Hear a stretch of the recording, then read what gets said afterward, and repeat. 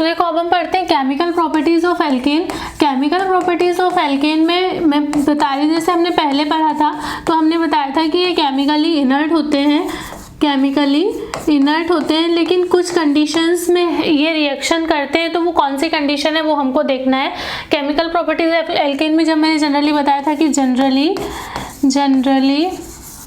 Non reactive towards acid base oxidising and reducing reagent, oxidising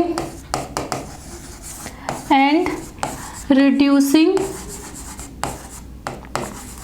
reagents. ठीक है, तो ये ऐसे तो नहीं रिएक्ट करते हैं। फिर देखो दूसरा हमने देखा कि ये जो है वो कुछ कंडीशन में रिएक्ट करते हैं। तो उसमें सबसे पहली रिएक्शन हम देखते हैं कौन सी, सब्स्टिट्यूशन रिएक्शन। कौन सी रिएक्शन, सब्स्टिट्यूशन रिएक्शन। क्या होता है सब्स्टिट्यूशन रिएक्शन में, तो सब्स्टिट्यूशन रिएक्शन में वन हाइड्रोजन ऑफ एल्केन और alkene, one hydrogen of alkene और one hydrogen of alkane is replaced by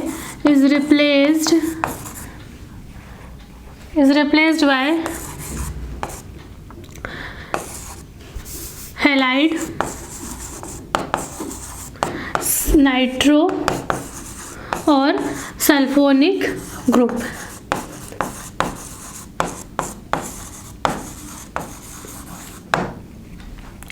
क्या होता है, एल्केन का एक हाइड्रोजन जो है, एक hydrogen of alkene is replaced by, या तो हम उसको हेलोजन से रिप्लेस कर सकते हैं, नाइट्रो ग्रुप से या सल्फोनिक ग्रुप से। इसमें भी एक कंडीशन ये होती है स्टार साइन लगा के कि जो लोअर एल्केन्स होते हैं, lower alkanes does not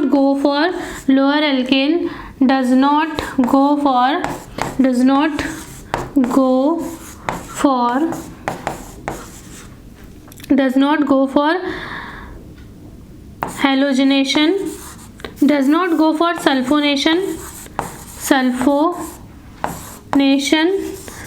and nitration। वो केवल क्या शो करते हैं, वो केवल हेलोजिनेशन शो करते हैं सब्स्टिट्यूशन रिएक्शन में। तो देखो सब्स्टिट्यूशन रिएक्शन में सबसे पहले हम देखते हैं हेलोजिनेशन। हेलोजिनेशन क्या होता है, तो हेलोजिनेशन जो होता है उसमें हम एल्कीन्स के हाइड्रोजन को हेलोजन से रिप्लेस करते जाते हैं। हेलोजन मतलब फ्लोरीन, क्लोरीन, ब्रोमीन, आयरन, इनको हम एक एक हाइड्रोजन से रिप्लेस करते जाते हैं। तो ये कहलाता है हमारे पास substitution reaction. Substitution reaction generally ultraviolet light की प्रेजेंस में होती है, यूवी लाइट की प्रेजेंस में होती है। और देखो उसमें क्या होता है, हमने एक क्लोरीन ली, ठीक है, या फिर सॉरी हमने एक एल्केन लिया, जैसे मैंने CH4 लिया, उसके साथ में क्लोरीन लूँगी और यहाँ पे हम CH3Cl प्लस HCl ले लेंगे। HCl बन जाता है, एक क्लोरीन, एक हाइड्रोजन यहाँ से निकल जाता है और उसकी जगह क्लोरीन जुड़ जाती है और एक क्लोरीन और एक हाइड्रोजन मिला के HCl बना लेते हैं। तो इसका हम फर्दर हेलोजिनेशन भी करा सकते हैं। जैसे मैंने CH3Cl लिया, उसके ऊपर फिर से क्लोरीन की रिएक्शन कराई तो हमारे पास CH2Cl2 मिल जाता है और यहाँ पे फिर एक और HCl मिल जाता है। अगर मैं फिर से इसका हेलोजिनेशन करा दूँ तो CH2Cl2 प्लस HCl और इसको हम CHCl3 बना सकते हैं और यहाँ पे HCl बना सकते हैं। इसको हम क्या बोलते हैं, इसको हम बोलते हैं क्लोरोफॉर्म, इसको हम बोलते हैं क्लोरोफॉर्म। फिर हम देखेंगे CHCl3 प्लस HCl, तो इससे हम क्या बना सकते हैं, CCl4 प्लस HCl। तो यहाँ पे हमने कार्बन टेट्राक्लोराइड बना लिया। तो मतलब कि हम इसके सारे हाइड्रोजन्स को वन बाय वन हेलोजन से रिप्लेस कर सकते हैं। ये क्या कहलाती है, ये कहलाती है सब्स्टिट्यूशन रिएक्शन। ठीक है, इसकी मैकेनिज्म क्या होती है, देखो इसकी मैकेनिज्म देखते हैं हम सबसे पहले। इसकी मैकेनिज्म, तो इसकी मैकेनिज्म में ये जो प्रोसेस है वो यूवी लाइट, सनलाइट की प्रेजेंस में होती है और ये जो प्रोसेस है वो तीन स्टेप्स में होती है। सबसे पहला इसका स्टेप होता है चेन इनिशिएशन स्टेप, फिर उसका प्रोपोगेशन, देन टर्मिनेशन। तो जो इनिशिएशन स्टेप होता है वो हमारे से उसमें क्या होता है, सनलाइट क्लोरीन को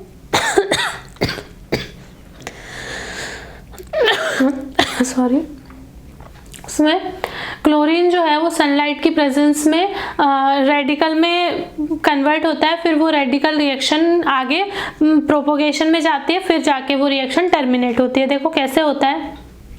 सबसे पहले जो हमारी क्लोरीन होती है उस पर जैसे ही सनलाइट पड़ती है, ये इसको हम लाइट के लिए लिखते हैं Hµ, तो ये जो है वो 2 रेडिकल में कन्वर्ट हो जाता है। अब इससे ये है कि रिएक्शन में तो मीथेन भी थे, तो मीथेन का बॉन्ड ब्रेक क्यों नहीं हुआ, क्लोरीन का ही बॉन्ड ब्रेक क्यों हुआ, रेडिकल क्लोरीन का ही सबसे पहले क्यों बनाया।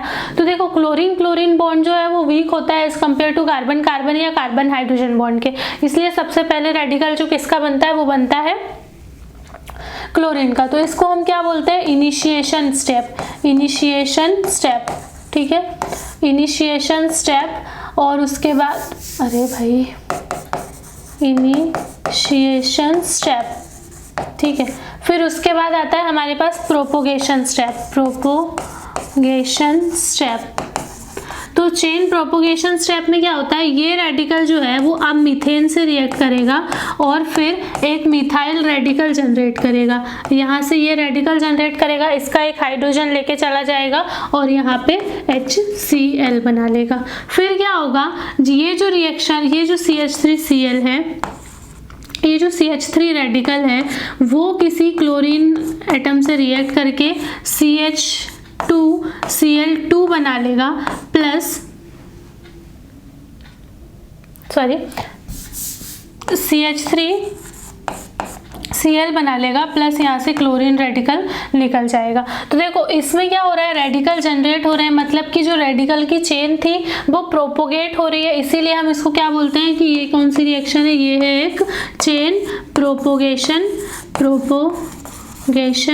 रिएक्शन, चेन प्रोपोगेशन रिएक्शन, ठीक है।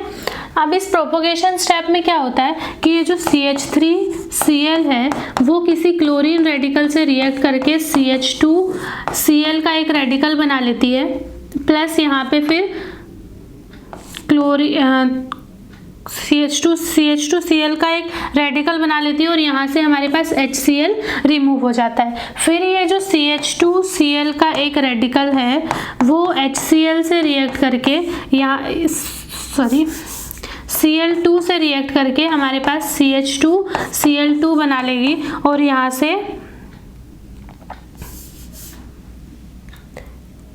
Cl रेडिकल से रिएक्ट करके CH2Cl2 बना लेगी, ठीक है। तो देखो यहाँ पे ये हायर हेलोजनेटेड प्रोडक्ट भी मिल जाता है, जहाँ पे हमें केवल मोनोक्लोरिनेशन कराना था लेकिन ये क्या हो गया, डाइक्लोरिनेशन हो गया, ठीक है, डाइक्लोरिनेशन हो गया। इसके बाद देखो अब आती है हमारे पास टर्मिनेशन स्टेप। टर्मिनेशन स्टेप में क्या होता है, टर्मिनेशन स्टेप में जितने भी रेडिकल बने थे वो आपस में क्या करते हैं, रिएक्शन करके चेन को टर्मिनेट कर देते हैं। तो कौन कौन बना था, एक Cl रेडिकल बना था तो वो दूसरे Cl रेडिकल से कंबाइन होके Cl2 बना लेता है। एक CH3 रेडिकल बना था, वो कभी कभी दूसरे CH3 रेडिकल से बना के हायर एल्केन्स भी बना देता है, इसमें हमें चाहिए था क्लोराइड। और CH3 रेडिकल कभी कभी Cl रेडिकल से कंबाइन करके CH3Cl बना लेता है, जो हमारा डिजायर्ड प्रोडक्ट था, ठीक है। तो ये हमें टर्मिनेशन स्टेप में भी मिलता है और यहाँ पे भी मिलता है। सबसे पहले देखो चेन इनिशिएट होती है, सबसे पहले क्लोरीन पे एक फोटोन आके फोटोन आता है जिससे कि वो उसको रेडिकल में कन्वर्ट करता है। फिर उसके बाद वो रेडिकल मीथेन से रिएक्ट करके मिथाइल रेडिकल बनाता है और HCl बनाता है। फिर ये मिथाइल रेडिकल फर्दर क्लोरीन से रिएक्ट करके CH3Cl और एक क्लोराइड रेडिकल बनाता है। इसमें रेडिकल जनरेट होते जाते हैं, इसलिए हम इसको बोलते हैं ये प्रोपोगेशन स्टेप है। कभी कभी इस स्टेप में क्या होता है, हायर हेलोजनेटेड प्रोडक्ट भी मिल जाते हैं हमको। फिर उसके बाद जब चेन टर्मिनेट होती है तो हमें फाइनली ये सारे प्रोडक्ट्स मिलते हैं। तो ये थी हमारे पास सब्स्टिट्यूशन रिएक्शन। अब देखो इसमें ऑर्डर देख लो, अगर हम ऑर्डर देखें सब्स्टिट्यूशन रिएक्शन में, order with respect to halogen, तो हेलोजन के उसमें देखें तो सबसे ज़्यादा जो हेलोजन कराता है वो फ्लोरीन, फिर क्लोरीन, देन ब्रोमीन, उसके बाद फिर आयोडीन। आयोडीन जो होता है वो बहुत स्लो रिएक्ट करता है, उतनी जल्दी रिएक्ट नहीं करता। फ्लोरीन जो है वो बहुत ज़्यादा एक्सक्लूसिवली रिएक्ट करता है, क्योंकि देखो फ्लोरीन की जो बॉन्ड एनर्जी होती है वो बहुत कम होती है एज़ कम्पेयर टू अदर, इसलिए ये बहुत जल्दी रिएक्ट करता है फ्लोरीन। उसके बाद देखो order with respect to alkane, order with respect to alkane के रिस्पेक्ट में ऑर्डर देखें तो 3 डिग्री, फिर 2 डिग्री, फिर 1 डिग्री। मतलब कि अगर टर्शरी कार्बन है तो वो सबसे पहले रिएक्ट करेगा, फिर सेकेंडरी करेगा, फिर प्राइमरी करेगा। क्यों? क्योंकि जो रेडिकल बनेगा उस रेडिकल को टर्शरी कार्बन सबसे ज़्यादा स्टेबलाइज कर पाएगा, इसलिए क्या होता है वो सबसे ज़्यादा जल्दी रिएक्ट करेगा, इसलिए उसकी रेट ऑफ रिएक्शन सबसे ज़्यादा होती है। तो ये सब्स्टिट्यूशन रिएक्शन थे। अब हम कुछ और रिएक्शन पढ़ते हैं, इसका कंबशन पढ़ते हैं एल्कीन का, ठीक है। तो देखो नेक्स्ट हम पढ़ते हैं कंबशन ऑफ एल्कीन। अभी हमने क्या पढ़ा? सब्स्टिट्यूशन रिएक्शन पढ़ी, अब हम पढ़ते हैं कंबशन ऑफ एल्कीन।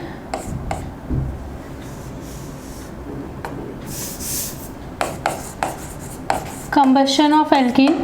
तो कंबशन ऑफ एल्कीन में क्या है, हम यहाँ पे अगर O2 के प्रेजेंस में जो एल्केन को लेकर आएंगे, कंबशन ऑफ एल्केन पढ़ रहे हैं हम, अगर O2 की प्रेजेंस में लाएंगे तो वो CO2 एंड वाटर में ऑक्सीडाइज्ड हो जाएगी। कैसे ऑक्सीडाइज्ड होगी? जैसे देखो हम इसमें कंप्लीट ऑक्सीडेशन करा रहे हैं। यहाँ पे एक बात आपको ध्यान रखनी है, यहाँ हम क्या करवा रहे हैं, यहाँ हम करवा रहे हैं कंप्लीट ऑक्सीडेशन, कंप्लीट ऑक्सीडेशन हम करा रहे हैं, ठीक है।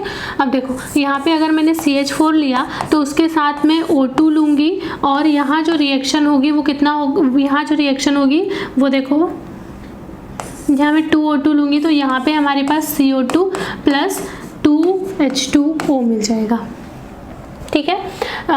रिएक्शन बैलेंस्ड है, CO2 2 2 4, हाँ। तो इस तरीके से हो जाएगा। यहाँ पे अगर हम C4H10 लेंगे तो यहाँ हमको लेना पड़ेगा 13O2, इस 13/2O2। इसके बाद यहाँ पे हमें पे क्या मिलेगा, यहाँ पे हमें मिलेगा C4CO2 प्लस 5H2O। अब ये रिएक्शन कैसे बैलेंस हो रही है, तो आपको कैसे पता चलेगा कि यहाँ कितने ऑक्सीजन लेने हैं, वो डिपेंड करेगा इस इक्वेशन पे। एक इक्वेशन होती है, अगर आप यहाँ CnH2n+2 ले रहे हैं तो आपको यहाँ पे 3n+1 डिवाइडेड बाई 2 O2 लेना होगा, ठीक है।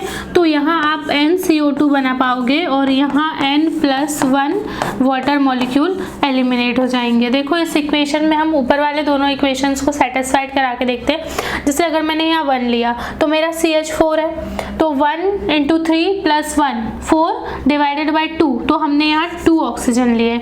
यहाँ 4 है तो 4 3 जा 12 और +1 13 डिवाइडेड बाई 2, इसलिए हमने यहाँ 13/2 लिया। तो आपको ऐसे इक्वेशन में दे सकते हैं और पूछ सकते हैं कि बताओ कितने ऑक्सीजन हमको चाहिए, या फिर यहाँ n की वैल्यू पूछ सकते हैं। बहुत सारी चीज़ें, बहुत सारे क्वेश्चन इन इक्वेशन से बन सकते हैं। तो आपको ये कंबशन ऑफ एल्कीन की इक्वेशन थोड़ी सी ध्यान रखनी है। नेक्स्ट हम पढ़ते हैं ये हमने कंप्लीट ऑक्सीडेशन पढ़ा। अब हम पढ़ते हैं जो है वो कंट्रोल्ड ऑक्सीडेशन, कंट्रोल्ड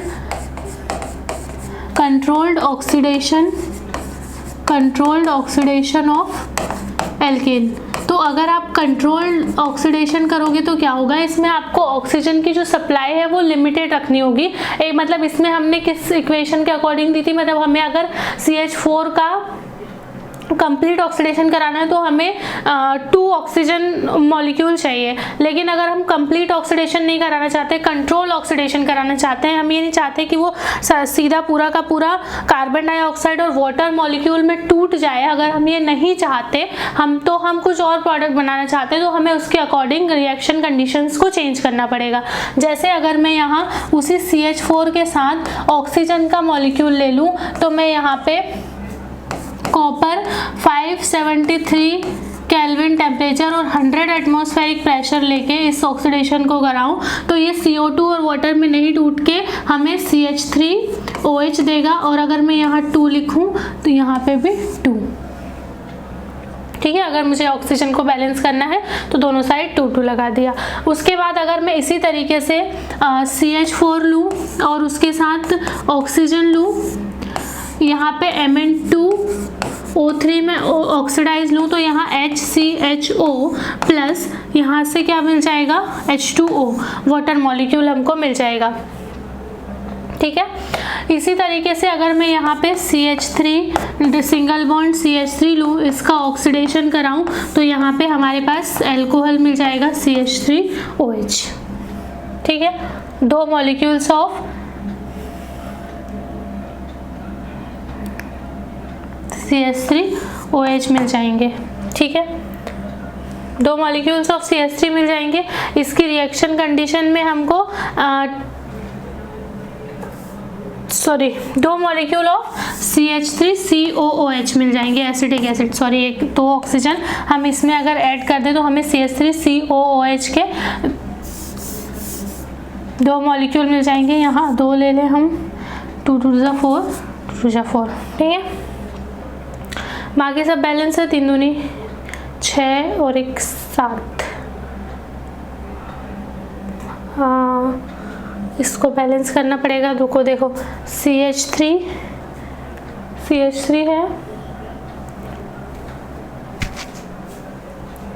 अगर हम इसको यहाँ पे 3O2 लेते हैं 6, तो मतलब हमें यहाँ पे वाटर मॉलिक्यूल भी एलिमिनेट होगा 2।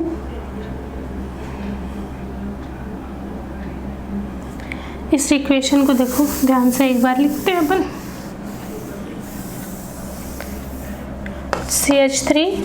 CH3 है, इसका अगर मैं ऑक्सीडेशन कराती हूँ, यहाँ पे क्या लिया मैंने, एसीटेट CH3COOH का ट्वाइस Mn, मैंगनीज एसीटेट अगर मैंने लिया तो यहाँ पे CH3COOH plus water molecule remove होगा। अब हमें इसको सबसे पहले बैलेंस करना है, तो सबसे पहले हम किसको बैलेंस करेंगे, सबसे पहले कार्बन को।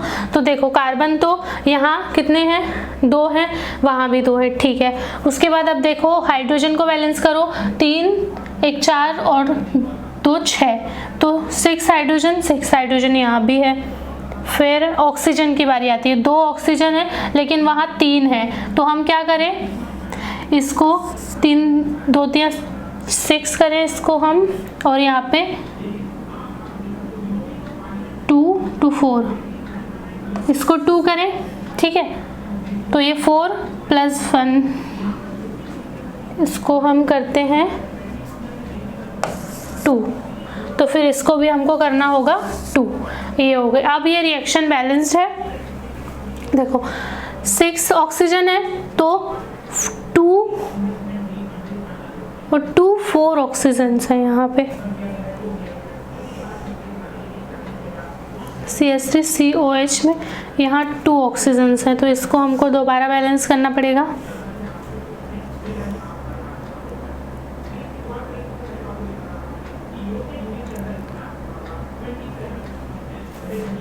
एक मिनट 2 ऑक्सीजन ना, 2 × 2 ये 4 ऑक्सीजन प्लस यहाँ पे 2 ऑक्सीजन, तो ये 6 ऑक्सीजन हो गई। यहाँ पे भी 6 ऑक्सीजन है, यहाँ पे ये देखो 2 है, 2 दूनी 4, तो यहाँ पे भी ये 4 कार्बन हो गए, सब कुछ बैलेंस है। तो ये रिएक्शन अब बैलेंस हो गई। तो इसमें हमको थोड़ा सा कंफ्यूजन हो गया था मुझे। तो इस तरीके से आप अगर कंट्रोल्स अप्लाई करो ऑक्सीजन की, तो आप अलग अलग प्रोडक्ट बना सकते हैं। यहाँ हमने मेथेनॉल बना लिया, इसको हम फॉर्मेल्डिहाइड भी बोलते हैं। ये हमने अल्कोहल बना लिया, यहाँ पे हमने एसिड बना लिया। तो आप एल्केन के ऑक्सीडेशन से अल्कोहल, एसिड, फॉर्मेल्डिहाइड ये सब भी बना सकते हैं। अब देखो नेक्स्ट रिएक्शन हम देखते हैं, आइसोमेराइजेशन। नेक्स्ट रिएक्शन है isomerisation of alkene, isomerisation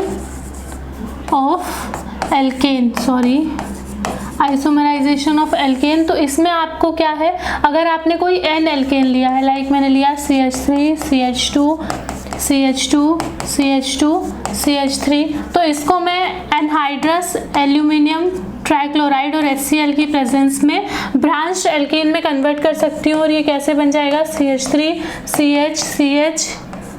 CH3 और यहाँ पे एक CH3 लग जाएगा। ठीक है। तो एनहाइड्रस एल्यूमिनियम क्लोराइड और HCl की प्रेजेंस में आप एल्कीन का आइसोमराइजेशन कर सकते हैं। तो ये एक उसकी केमिकल प्रॉपर्टी हो गई। तो फिर नेक्स्ट हम देखें एरोमेटाइजेशन। एरोमेटाइजेशन तो आप किसी एन एल्केन को, मान लो मैं क्या ले रही हूँ, एन हेक्सेन ले रही हूँ। एन हेक्सेन को आप vanadium pentoxide V2O5 vanadium pentoxide की प्रेजेंस में एरोमेटाइजेशन कर सकते हैं और यहाँ पे आपको 773 केल्विन के अराउंड टेम्परेचर चाहिए और अच्छा खासा एटमॉस्फेरिक प्रेशर चाहिए। उसके बाद आप एन हेक्सेन को बेंजीन में कन्वर्ट करके उसका एरोमेटाइजेशन भी कर सकते हैं। ये कौन सी फिफ्थ है, ये फोर्थ है। अब देखो एक और रिएक्शन है एल्केन की, वो होती है pyrolysis. Pyrolysis of alkane, pyrolysis of alkane, pyrolysis of alkanes. तो पायरोलिसिस में क्या होता है, इसमें हम हायर एल्केन से लोअर एल्कीन्स बनाते हैं। क्या बनाते हैं, लोअर एल्कीन्स बनाते हैं। हायर एल्केन से लोअर एल्कीन्स बनाते हैं। जैसे मान लो मैंने यहाँ पे लिया C6, इस मतलब कुछ कुल मिला के पायरोलिसिस क्या होती है। तो अगर कोई आपसे पूछे कि पायरोलिसिस की प्रोसेस क्या होती है बताओ, तो इसमें एल्केन्स का डिकम्पोजिशन हम एल्कीन में कर लेते हैं। हायर एल्केन से लोअर एल्कीन बनाते हैं। एल्केन से एल्कीन बना रहे हैं, मतलब सैचुरेटेड से अनसैचुरेटेड बना रहे हैं। तो मैं यहाँ पे C6H14 लूँ, तो मैं इसको कैसे कर सकती हूँ, C5H10 + 2H2 ऐसे भी कर सकती हूँ मैं, ठीक है। हाँ, और या फिर मैं इसको C6H10 C6H12H2 सॉरी C6H12H2 में कन्वर्ट कर सकती हूँ, या फिर मैं इसको C4H8 + C2H4 8 2 10 2 12 4, ठीक है, 4 2 6 8 4 2 8।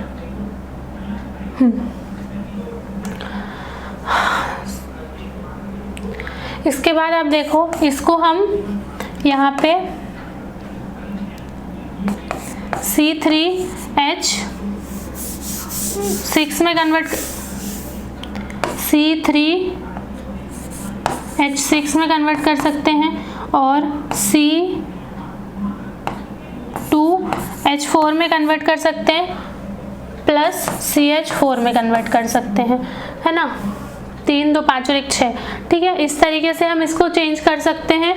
और यहाँ पे एक और एल्केन ही बनेगा, क्योंकि हमें 2 हाइड्रोजन कम पड़ रहे हैं ना, तो हम C4H8 ले सकते हैं और C2H6 ले सकते हैं। मतलब कि हम कुल मिला के हायर वाले जो कंपाउंड्स हैं उनका डिकम्पोजिशन करते हैं लोअर वाले कंपाउंड्स में। तो यहाँ पे ये जो एल्केन वाला पूरा पोर्शन था ये सारा खत्म हो गया है। हमने एल्केन की सबसे पहले बेसिक चीज़ें पढ़ ली, फिर उसके बाद फिजिकल प्रॉपर्टीज़ पढ़ ली, केमिकल प्रॉपर्टीज़ पढ़ ली, उनकी प्रिपरेशंस पढ़ ली।